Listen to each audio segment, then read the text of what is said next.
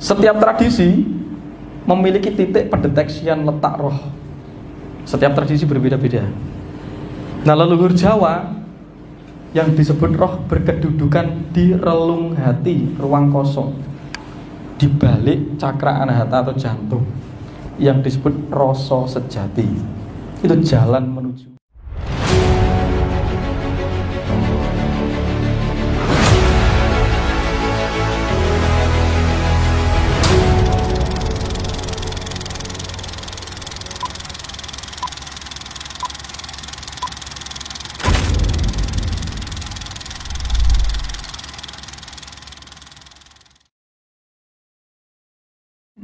Nah, Anda tidak, yang bedanya Anda dengan binatang dan mesin, Anda bisa memaknai kehidupan Anda dengan kesadaran. Mesin tidak bisa, makhluk lain tidak bisa. Pemaknaan terdalam terjadi perlapisan itu karena Anda menjadi manusia, dan itu karena punya kecerdasan atau higher self yang ada dalam Anda, disebut kaukas itu tadi, atau sayapti, terhubung dengan itu, karena itu nur Anda, nur Muhammad Anda. Ya jelas toh, nur Muhammad yang membawa kita kepada tataran tertinggi.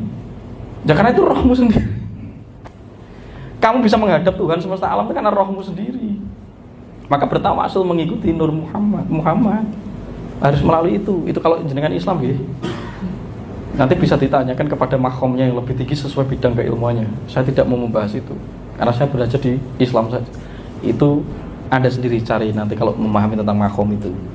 Saya tidak membedah di makom Islamnya, tapi saya kasih di Jawanya. Tapi semua sinergi asal bertemu. Yang jadi tidak sinergi itu ketika agama sudah menjadi ego dan intuisi yang tidak separasi dengan politik, tidak dipisahkan dengan politik, karena berkelindan dengan kepentingan. Ini yang jadi masalah sebenarnya, agama apapun. Dan aspek sejarah yang harus kita baca, kita tidak diajarkan melihat sejarah kita, karena yang Anda cari bukan sejarah, karena Anda sudah disublimasi bahwa ajaran leluhur kita itu Hindu, itu kita diajak ke zaman Buddha itu. Loh, tidak menutup kemungkinan karena itu diserap duluan, karena ajaran itu datang ke sini terlebih dahulu sebelum ajaran Nasrani dan Islam. Maka coraknya karena leluhur Jawa itu sangat halus lembut, dia menerima ajaran apa? Ya kebetulan yang mendahului ya Hindu ini coraknya, dan Buddha itu yang dibawa dari Hindia sejak zaman Kutai Kartanegara. Nah, akhirnya banyak beberapa saling mempengaruhi. Ada bahasa Sanskerta yang menyublimasi bahasa Jawa kuno, ada Jawa kuno yang menyerap bahasa Sanskerta. Itu tidak menjadi masalah asalkan itu substansinya ketika disampaikan itu mudah dipahami, tidak melewubet riwet, karena substansinya yang bisa diserap. Nah, substansinya itu adalah Jawa, karena Jawa itu pangerten, bahasanya bahasa sok keren-keren, sok Jawa nih, tapi nggak bikin mudeng ya nggak Jawa. Ya kita harus menerjemahkan itu pelan-pelan, karena Jawa itu kekayaan semua keberagaman yang ada itu tadi. Nah, karena kita tidak membaca sejarah kita yang dulu, yang kita baca adalah sejarah bangsa lain. Seorang pemimpin, seorang pejabat itu seharusnya belajar dari sejarah leluhurnya. Mao Zedong, gitu, Xi Jinping, Abraham Lincoln, itu pasti belajar dari leluhurnya. Maka dia bisa membawa track glorious di dalam peradabannya. Nah, kita tidak ada, cuma Soekarno kebetulan yang belajar, sama Pak Harto walaupun digunakan dalam kepentingan yang berbeda.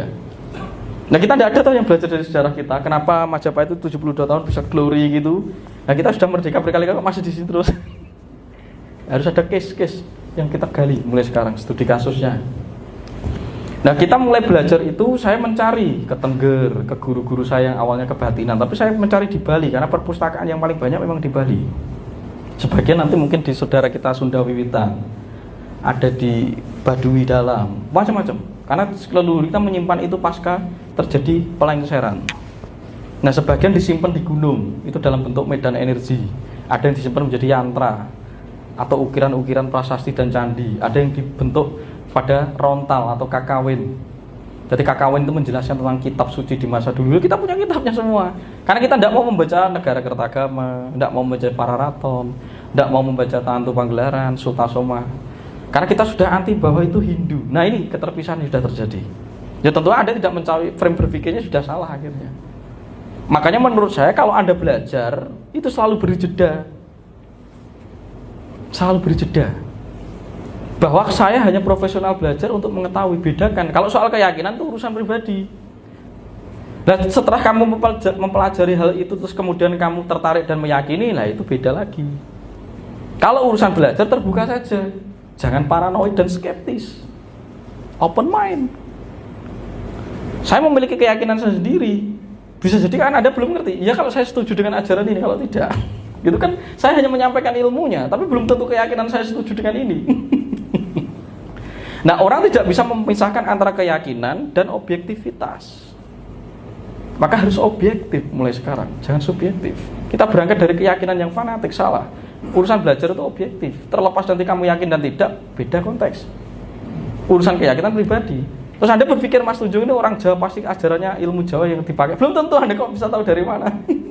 Keyakinan itu saya rahasiakan, bukan urusan Anda. Itu dengan kekasih saya, dengan sukmo saya. Kebetulan orang Indonesia tidak mau objektif. Ini masalah kita. Fanatis, skeptis, paranoid. Tangani ini dulu, ini masalah mental, sakit jiwa semua ini. Mulai sekarang berpikir objektif. Mulai cari literasi, dengarkan orang berbicara. Terlepas nanti kamu setuju dan tidak setuju, itu urusan lain. Terlepas nanti kebetulan kamu tertarik meyakini dan tidak, urusan lain. Kalau urusan belajar, bebas. Tapi orang kita mau belajar sudah takut duluan, paranoid. Sudah, ini disesatkan, ini pasti ada kepentingan. Kenapa Anda memberi curiga berlebihan begitu? Berarti yang membuat semua error, kualat dan tidaknya tulah itu pikiran dan mentalmu sendiri. Bukan orang lain yang bikin kualat. Oh, jangan pelajari ilmu nanti kamu kualat. Jangan begitu. Kualat tidaknya adalah belief sistemmu sendiri. Nah, sekarang ajak generasi kita mulai berliterasi, mulai membaca, mulai belajar dari apapun saja, terbuka. Terlepas nanti biarkan dia sendiri yang menentukan keyakinannya. Jangan biarkan dia, kamu paksa memilih karena agamamu A, kamu memaksa anakmu A. Jangan begitu. Biarkan dia menemukan jalannya masing-masing. Ini juga salah satu opsi yang bisa kita lakukan untuk mengembalikan kejayaan Nusantara. Katanya kan begitu. Nah, kejayaan Nusantara itu potensi. Saya belum berani ngomong soal kepastian, tapi potensi. Asalkan kamu memastikan itu dimulai dari dirimu sendiri, terjadi. Tapi kalau kamu tidak memastikan dimulai dari treatment dirimu sendiri, hanya potensi. Jadi begitu Pak ya. Jadi sekarang mulai objektif. Bedakan antara itu kamu sinau, belajar dan keyakinan. Bedakan itu. Belajar saja. Jangan kebetulan kamu kait-kaitkan dengan keyakinanmu. Terlepas nanti kamu tertarik dan meyakini, itu urusan lain. Mulai sekarang mulai kembangkan ranah berpikir mindset yang terbuka, agar nanti kamu jawab atau ngerti. Oke? Kira begitu Pak ya. Jadi tidak menutup kemungkinan Anda Islam, Anda Kristen, Anda apa, ini tidak ada masalah di situ. Itu keyakinan Anda sendiri. Ini soal urusan untuk belajar sadar atau belajar pengetahuan. Dan pengetahuan itu tidak terkotak-kotakkan seharusnya. Ya, gitu ya, kira-kira. Ini, pakai mic.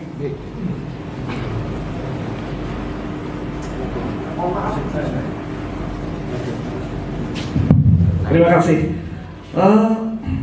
Saya mohon maaf sebelumnya ya, terutama buat teman-teman yang audien semua ini kan kadang-kadang tidak sefrekuensi Mas Tunjung.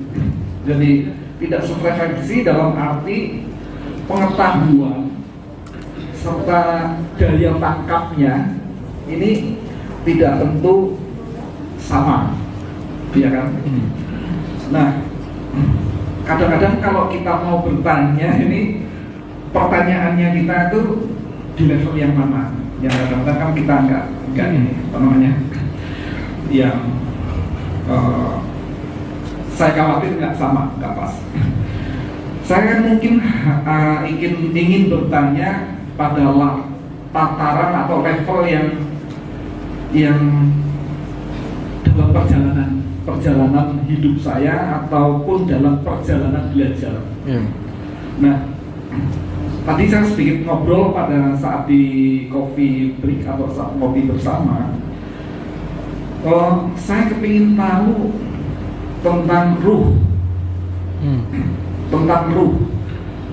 Kalau yang tadi ajarkan Mas Tunjung ini kan masih tataran yang perangkat yang ada dalam tubuh kita.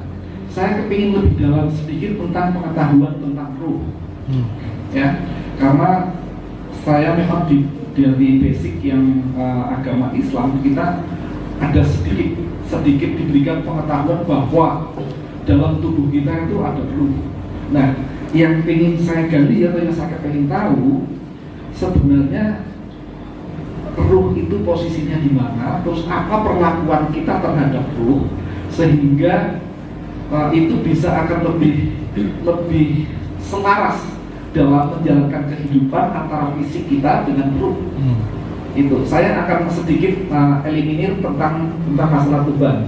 Tapi kita yang sudah paham bahwa Tuhan dan manusia adalah sudah menjadi satu dalam diri kita. Tapi kita tidak bisa memunafikan atau tidak bisa melupakan bahwa ada ruh yang ada di dalam diri kita. Ya, saya ingin mengetahui sedikit pengetahuan tentang ruh dan bagaimana cara kita merawat tentang ruh itu tadi. Terima kasih Mas Dodo. Oke, matur suwun. Itu ya, langsung kita diskusi, kita bedah, kita jawab. Oke, jadi tadi bicara bahwa setiap orang itu apakah memiliki pencapaian dan tingkat pemahaman sama atau frekuensi yang sama. Ya, maka kita setuju dulu ketika duduk bersama saya, tentunya kita sedang proses mempersamakan frekuensi. Jadi sekarang zero sum game, tidak ada win-win solution, tidak terlalu medang miring. Ya saatnya blokos utuh karena sudah ada forum. Kecuali kalau di skala bebas. Tentunya ketika Anda datang ke sini sudah tahu tubuh Anda dengan konsekuensi-konsekuensi yang Anda dapatkan. Terlepas mudeng dan tidaknya, saya rasa setiap dari Anda sudah pernah melakukan apa yang saya wajangkan lintas kehidupan Anda. Bagaimana tiba-tiba Anda bisa nyambung dengan apa yang saya wadarkan di YouTube kalau Anda belum pernah mengalami di masa itu, di masa sebelum Anda dilahirkan? Tidak mungkin sekolah saya dan Anda beda generasi. Sekolah saya dan Anda beda generasi, kita tidak pernah duduk bareng bersama, kita tidak pernah mengenyam pendidikan yang sama. Kok bisa-bisanya Anda mudeng dengan apa yang saya jelaskan terus cocokin dengan saya? Berarti Anda sudah mengalami itu dari lintas kehidupan sebelumnya. Terus akhirnya menyeret Anda untuk ke sini karena Anda penasaran dengan apa yang saya wajangkan itu. Itu sudah terjadi. Itu satu yang digarisbawahi. Berarti di sini berarti kita bisa meneropong di mana kadar siapa yang kita ajak bicara, kita bisa meneropong itu semua. Oh, ada di sini. Walaupun nanti pergeserannya sedikit, perbedaan sedikit soal bahasa, soal struktur pengalaman, soal mekanisme, soal tools, soal ageman, soal macam-macam. Itu sedikit saja. Tapi kita sudah mulai mengarah kepada substansi dan esensinya gitu. Nah, lalu ada menyanyikan tentang roh. Roh itu apa? Oke. Roh seringkali disalahartikan karena kita mengalami kekacauan bahasa. Jadi roh itu bahasa Timur Tengah, gitu ya. Jadi bahasa Arab roh. Roh bergandengan dengan nafs. Roh dalam bahasa Inggris disebut higher self. Terus jiwa adalah mind. Nah, sementara di dalam tradisi Islam roh dan nafs. Nafs itu jiwa. Nafs itu adalah roh yang sudah berkepribadian, sudah beridentitas. Oke, kita pakai analogi Jawa. Karena yang disebut roh itu adalah kekosongan yang mengalami emanasi, ditiup. Sebagaimana Anda meniup balon, isinya apa itu? Udara. Nah, di dalam balon itu disebut roh. Nah, balon ini adalah jiwa.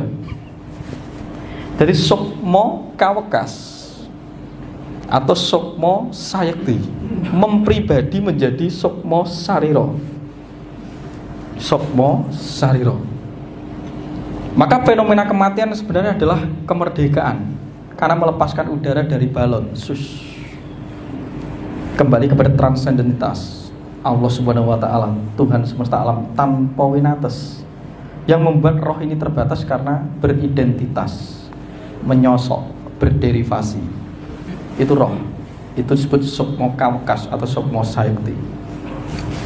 Setiap tradisi memiliki titik pendeteksian letak roh. Setiap tradisi berbeda-beda. Nah, leluhur Jawa yang disebut roh berkedudukan di relung hati, ruang kosong, di balik cakra anahata atau jantung, yang disebut rasa sejati. Itu jalan menuju titik kosong itu tadi, titik simpul yang menghubungkan kita dengan sang programmer agung jagat raya ini. Itu disebut lenggahing guru sejati atau sukmo sayekti. Itulah Haik herself, itu Roh Kudus, itu Nur Muhammad. Nah, ketika Anda bertawasul dan terhubung dengan itu, pasti Anda mempengaruhi prakarti Anda atau aktivitas fisikal Anda. Karena Anda tahu bagaimana si roh ini beraktivitas. Roh ini tidak terjabarkan aktivitasnya kalau tidak mengejawantah di dalam tubuh. Nah, nanti roh ini akan mengejawantah di dalam tubuh, membentuk pribadi dinamakan sukmo sariro. Itu identitas. Sing kowe kaya kowe, sing aku kaya aku. Dengan matamu, hidungmu, telingamu. Jarine ngono, karena cermin beridentitas. Maka disebut jiwa atau disebut atmo sariro atau sukmo sariro. Nah, ini di dalam lapisan tubuh ini disebut tubuh energi yang sudah berkarakter, disebut prano maya kosa, sudah berbentuk kosa, sudah berbentuk kepribadian, roh yang bersandar dan mempribadi. Ya, tidak akan pernah sama, maka disebut serupa tidak sama. Saya dan Anda tidak pernah sama, tapi di titik kedalamannya sama. Maka disebut Esa dan Eka. Kita Eka, Bhinneka Tunggal Ika. Ika itu satu dalam banyak, serupa tapi tidak sama. Saya dan Anda kan sama, punya hidung, punya mata, ya juga makan, juga minum, tapi tidak sama persis secara identitas jiwa ini. Tergantung akun karma yang menempel di dinding pranomaya kosa atau jiwa ini tadi. Tergantung aktivitas rekam-merekam.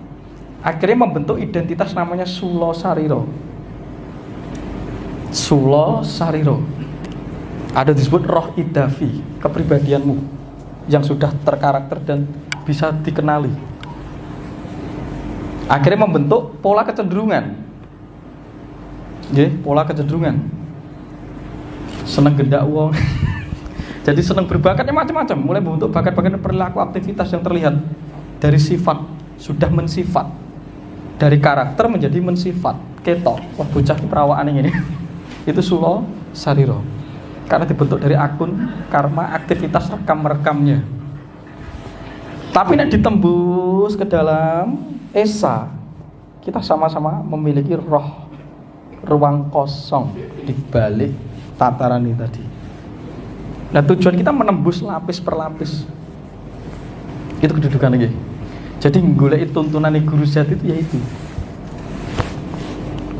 Karena ketika Anda terus memasuki itu, dan disitulah kedudukan Sang Maha Sadar atau disebut Sang Sumber Kecerdasan. Nah, leluhur Nusantara melakukan itu karena menyadari memiliki dua perangkat.